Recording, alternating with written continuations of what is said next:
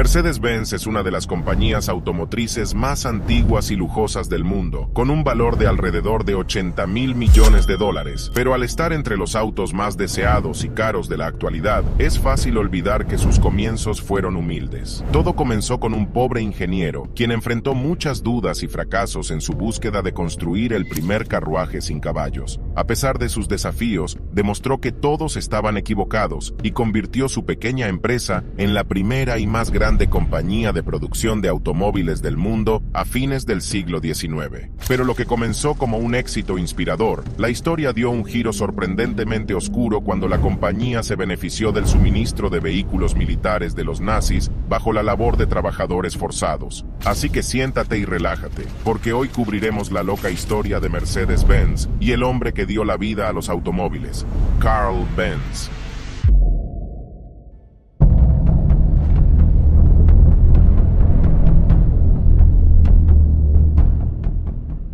Carl Benz nació en 1844 en la ciudad alemana de Mühlberg, en un hogar de clase baja. Su padre era un conductor de locomotoras que apenas lograba mantener a su familia lo suficiente para sobrevivir. Sin embargo, cuando Carl cumplió 2 años, su padre falleció.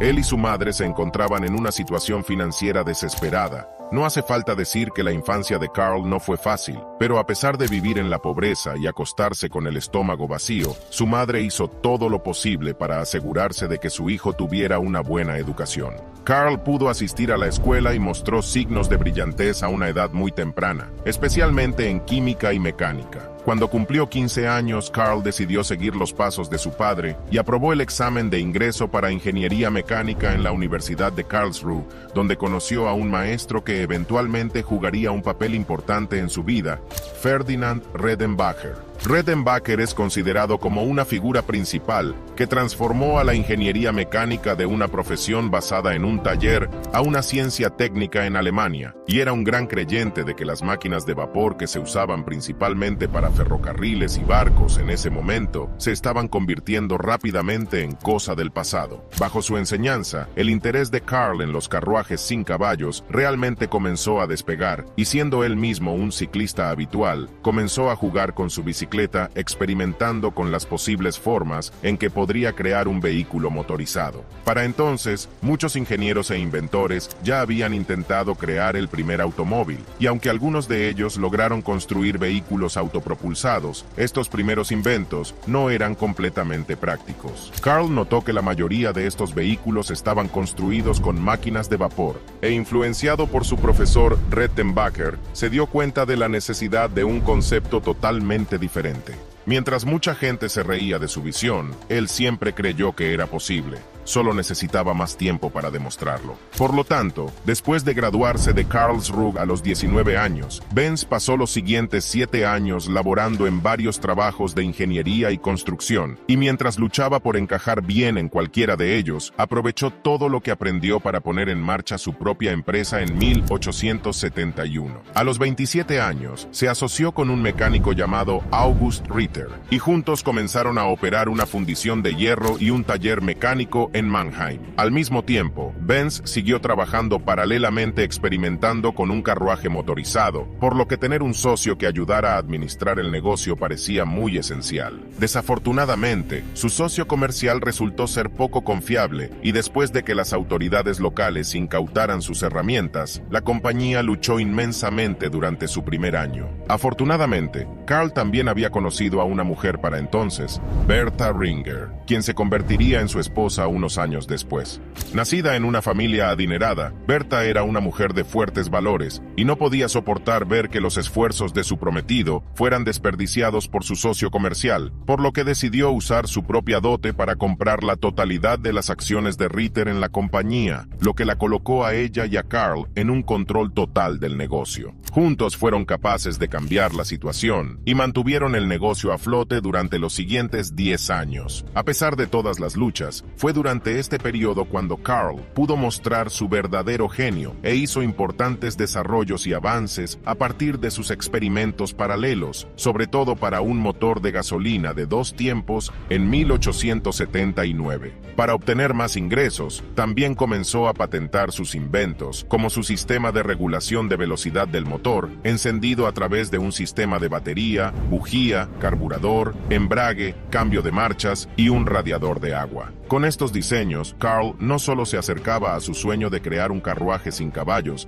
sino que también le permitió agregar más productos que podía vender desde su negocio. Sin embargo, el negocio no iba tan bien como esperaba. Como verás, los costos de producción de la empresa de Carl habían aumentado tanto que los bancos exigieron que se incorporara. Esto lo obligó a asociarse con otros inversores y finalmente convertir su negocio en una sociedad anónima en 1882. Al final, Carl se quedó con solo el 5% de las acciones y por lo tanto su posición en la empresa fue degradada. Para empeorar las cosas, sus ideas ya no se tenían en cuenta a la hora que la empresa diseñaba nuevos productos. De hecho, ya no tenía nada que decir en la empresa. Frustrado y dolido con este arreglo, Carl empacó sus cosas y dejó la corporación al año siguiente.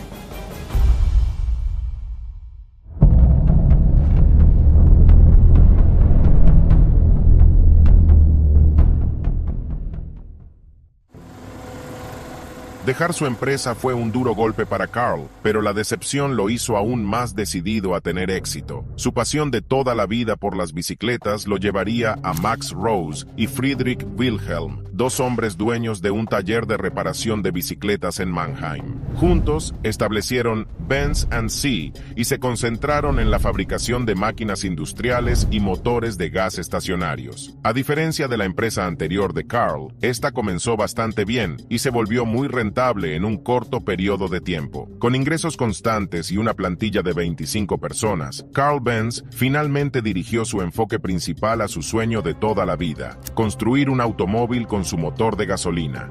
En lugar de simplemente agregar un motor a un carro, Carl construyó el carro alrededor del motor y, utilizando una tecnología similar a la de una bicicleta, construyó lo que muchos consideraron el primer automóvil verdadero en 1885, el Benz Patent Motorwagen. Este vehículo biplaza circulaba sobre 3 ruedas de alambre formando un triciclo y estaba propulsado por un motor de gasolina de 4 tiempos. Su motor de un cilindro producía 2/3 de un caballo de fuerza y podía alcanzar las 7 millas por hora. Carl sabía que esto era revolucionario y después de probar y refinar su vehículo, condujo su maravilloso automóvil al público en el verano de 1886. Sin embargo, recibió diversas críticas. Si bien algunos admiraron su creación, la mayoría de la gente se mostró escéptica acerca de la máquina y no querían que condujera por las calles principales por temor a que explotara. Otros estaban convencidos de que Carl era el diablo en persona conduciendo un carruaje infernal. Los socios comerciales de Carl tampoco estaban tan contentos. Su obsesión por el automóvil lo mantenía alejado de su trabajo y no podían ver de qué manera su invento podría ser útil.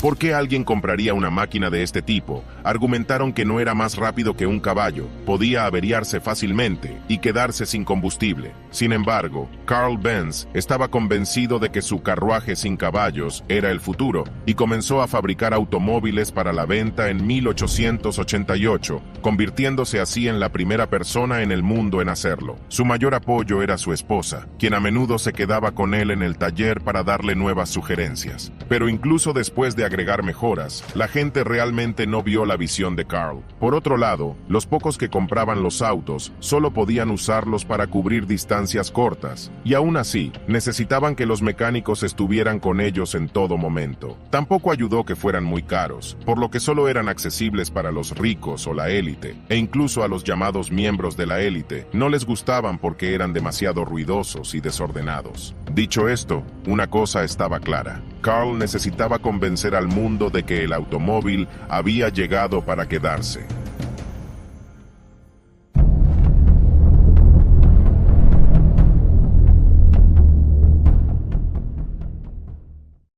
Una mañana del verano de 1888, Bertha Benz se levantó muy temprano mientras Carl aún estaba en la cama y se subió al auto de su esposo para emprender uno de los viajes más importantes en la historia del automóvil. Ella trajo a sus dos hijos y se dispuso a visitar a su madre en Pforzheim, que estaba sumamente lejos, a 66 millas de Mannheim. Bertha no informó a su esposo ni a la policía sobre sus planes, probablemente porque si ellos se hubiesen enterado, no la hubiesen dejado ir. En ese momento ningún automóvil o carruaje motorizado había intentado antes un viaje tan largo, pero ella estaba decidida a mostrar la importancia del invento de Benz. Sin embargo, este viaje no fue como un paseo por el parque. Bertha se enfrentó a muchos problemas, como cruzar caminos polvorientos y pedregosos que eran destinados para caballos, tener que pasar por una farmacia para cargar gasolina e incluso tener que realizar algunas reparaciones mecánicas en el camino. El viaje de 66 millas le tomó a Bertha y a sus dos hijos aproximadamente 12 horas de viaje, pero al final llegaron sanos y salvos a Pforzheim. Principalmente el viaje logró el objetivo que Bertha se había propuesto, hacer notar que el automóvil había llegado para quedarse. Con esto el Benz Motorwagen se convirtió en la charla de la ciudad y recibió gran publicidad para el negocio de Carl. Muy pronto, Benz & Cie comenzó a expandirse rápidamente, tanto que en 1890 se convirtió en el segundo fabricante de motores más grande de Alemania, aunque no por la venta de automóviles, sino por sus motores de gasolina estacionarios. Pero con la incorporación de dos socios comerciales, Friedrich von Fischer y Julius Ganz, ayudarían a cambiar esto. A medida que ellos se ocupaban del lado comercial y de marketing de las cosas, Benz pudo concentrarse más en la ingeniería y pudo patentar varias innovaciones de automóviles nuevos, como la transmisión de engranajes planetarios, la dirección de doble pivote y el motor plano con una configuración boxer.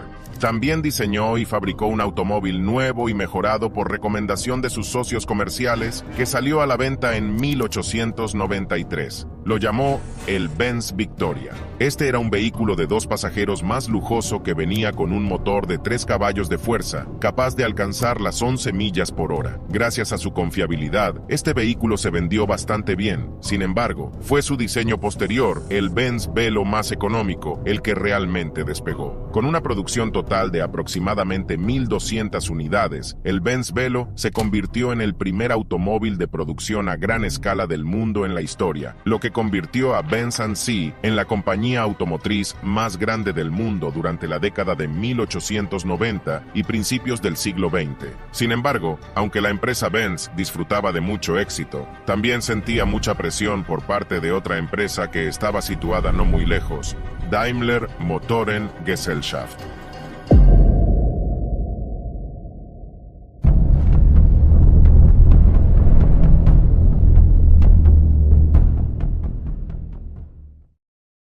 Daimler Motoren Gesellschaft estaba dirigida por Gottlieb Daimler y Wilhelm Maybach. Ambos eran ingenieros brillantes, pero Gottlieb Daimler en particular era conocido por ser muy competitivo y tenía muchas conexiones y conocimientos en términos de negocios, algo de lo que parecía carecer Carl Benz. El primer automóvil Daimler que se vendió comercialmente apareció en 1892. 2 años más tarde, siguieron con un automóvil de 2 cilindros y en 1897 introdujeron su primer modelo con motor delantero, el Daimler Phoenix. Estaba claro que la compañía Daimler estaba alcanzando a Benz, ya que sus vehículos se veían más atractivos y cómodos para el público. Sin embargo, el señor Daimler fallecería lamentablemente en 1900, dejando a Maybach a cargo de la empresa. Pero fue bajo el control de Maybach cuando diseñó su mayor logro, el Mercedes de 35 caballos de fuerza en 1901. Lo que hace que este vehículo sea tan especial es que fue el primer automóvil en lucir o parecerse a nuestra idea moderna de un automóvil. Estaba equipado con un potente motor de gasolina, la carrocería era más ancha y más grande con un chasis de acero a medida y su masa central estaba cerca del suelo. Inicialmente construido para las carreras, este vehículo se fabricó en consecuencia a pedido de un rico hombre de negocios, Emil Jelinek, quien decidió nombrar el automóvil en honor a su hija, Mercedes. Este automóvil ganaría múltiples carreras callejeras y eventos de montaña, alcanzando una velocidad máxima de 56 millas por hora, superior a cualquier otro vehículo de la época. Esto atrajo mucho a la empresa Daimler, que decidió cambiar la marca de todos sus vehículos a Mercedes y comenzó a producir nuevos modelos para carreras y uso público con el mismo nombre. Sin embargo, por otro lado, esta nueva tendencia no le sentó bien a los socios de Carl Benz, que querían una respuesta inmediata. Para contrarrestar a su competencia, ellos trajeron a algunos diseñadores franceses para ayudar con un nuevo modelo más rápido, sin la aprobación de Carl. Benz estaba enojado y molesto con la decisión. Nunca le gustó la idea de las carreras de autos y siempre prefirió conducir despacio y con cuidado. Le horrorizaba el ruido y el peligro de que alguien condujera a gran velocidad por la vía pública. El auto construido por su equipo tampoco fue un éxito, y esto se volvió perjudicial para la empresa Benz, que atravesó una crisis entre 1903 y 1904. Enojado y decepcionado, Carl decidió dejar su empresa, aunque aún permanecía en la junta directiva. Pero al final, accedió a permitir que sus autos compitieran, y fue el éxito de las carreras lo que eventualmente rescató a su compañía. En 1908, Benz tenía un auto de carreras de 120 caballos de fuerza, un monstruo que rugía de Leningrado a Moscú en 8 horas y media, con una velocidad promedio de 50 millas por hora. Esto fue una hazaña increíble, teniendo en cuenta lo primitivas que eran las calles en ese momento. Pero fue el Blitzen-Benz de 200 caballos de fuerza el que puso a la marca en el centro de atención. Construido en 1909, este auto de carrera rompería el récord absoluto de velocidad logrado por cualquier avión, tren o automóvil en ese momento, superando las 140 millas por hora en 1911. Esto colocó a Benz junto a Daimler como uno de los autos más deseados en ese momento, y ambas compañías disfrutaron de buenas ventas en los años siguientes. Sin embargo, esto duró poco, ya que el estallido de la Primera Guerra Mundial sacudiría la vida de las personas y la economía global. Con la derrota de Alemania en la Primera Guerra Mundial, el país atravesó una recesión económica, y tanto las empresas Daimler como Benz terminaron luchando inmensamente. Para fortalecer sus probabilidades de supervivencia, dejaron de lado su rivalidad y firmaron un acuerdo en 1924, en el que acordaron combinar sus esfuerzos de producción y comercialización, manteniendo sus nombres individuales para ahorrar costos. Pero este acuerdo solo duró 2 años. La economía alemana empeoró, y las dos empresas se vieron obligadas a fusionarse por completo en 1926, creando una nueva empresa llamada Daimler-Benz. Bajo Daimler-Benz, la compañía renombró a sus vehículos como Mercedes-Benz y lanzó varios modelos impresionantes a fines de la década de 1920, como el Mercedes-Benz tipo 630, modelo S, SS y SSK. Uno de sus principales y más brillantes ingenieros que ayudaron a desarrollar estos vehículos fue Ferdinand Porsche, cuyo nombre se haría famoso en la industria del automóvil. En cuanto a Carl, permaneció en la junta directiva de Daimler-Benz y pudo ver el éxito de sus automóviles y quedó maravillado y satisfecho con lo lejos que había llegado la industria. Lamentablemente, falleció poco después de la fusión de la compañía, en abril de 1929, a la edad de 84 años. Después de su muerte, la compañía continuó creciendo en tamaño y fuerza, convirtiéndose en uno de los mejores fabricantes de automóviles del mundo. Sin embargo, disfrutó de algunos de sus mejores años bajo un protagonista poco probable, Adolf Hitler.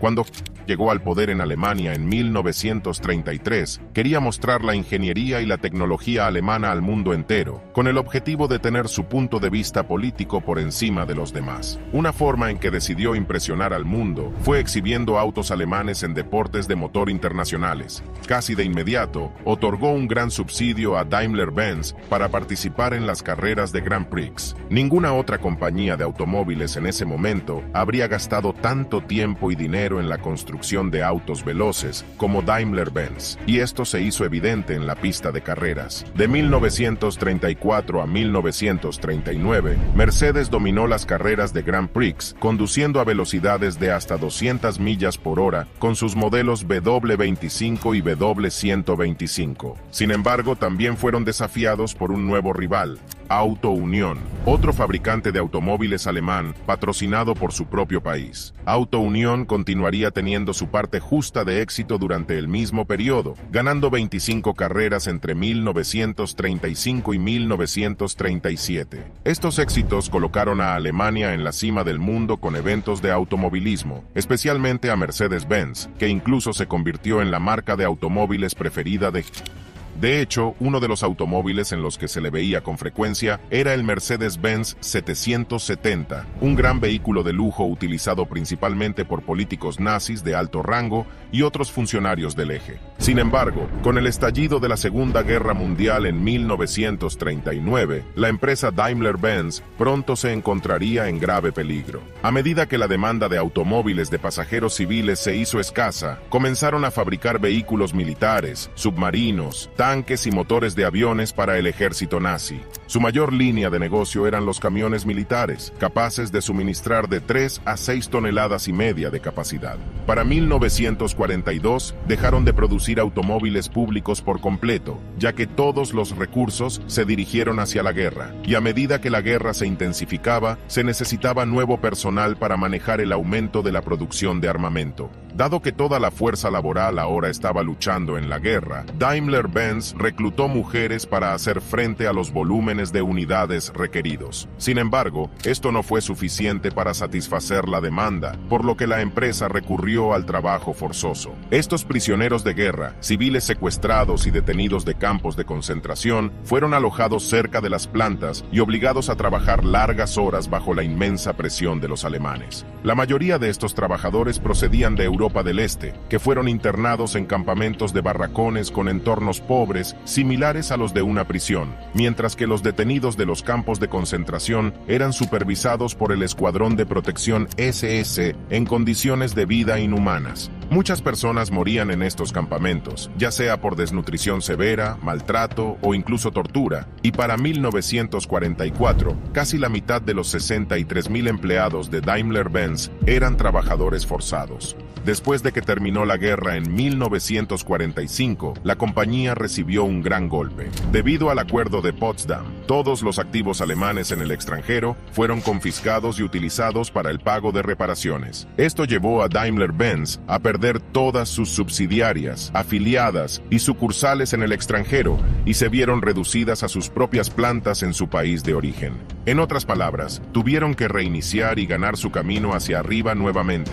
En primer lugar, la empresa fue reestructurada y notablemente desnazizada desde su alta dirección. Debido a estos cambios drásticos, la empresa pudo obtener un permiso de producción de las autoridades de ocupación estadounidenses en 1946. Aunque sus fábricas sufrieron graves daños por bombas, Mercedes-Benz todavía tenía la ventaja de poseer su propia planta, ya que muchos otros competidores como BMW o Adler habían perdido sus sitios al terminar en territorio soviético. La compañía Mercedes-Benz luego centró sus esfuerzos en producir ambulancias, vehículos de patrulla policial y camionetas de reparto basadas en sus modelos de 170B y utilizó una de sus plantas como centro de reparación de vehículos militares estadounidenses. En 1947 volvieron a producir vehículos de pasajeros con solo 1.045 automóviles de 170B producidos ese año, pero incluso en una situación financiera menos que ideal, Daimler-Benz logró obtener ganancias solo un año después. En la década de 1950, Mercedes-Benz pudo recuperar gran parte de su control, logrando un fuerte regreso a los eventos de automovilismo, así como ventas exitosas en todo el mundo, tanto que en 1954 la compañía ya había obtenido una ganancia de más de $1.000 millones.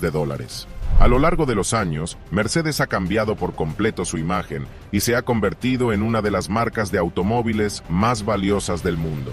Sin embargo, todo eso no hubiera sido posible sin Carl Benz, quien a pesar de su humilde origen, desafíos y críticas, tuvo el coraje y la determinación de convertir su sueño en realidad.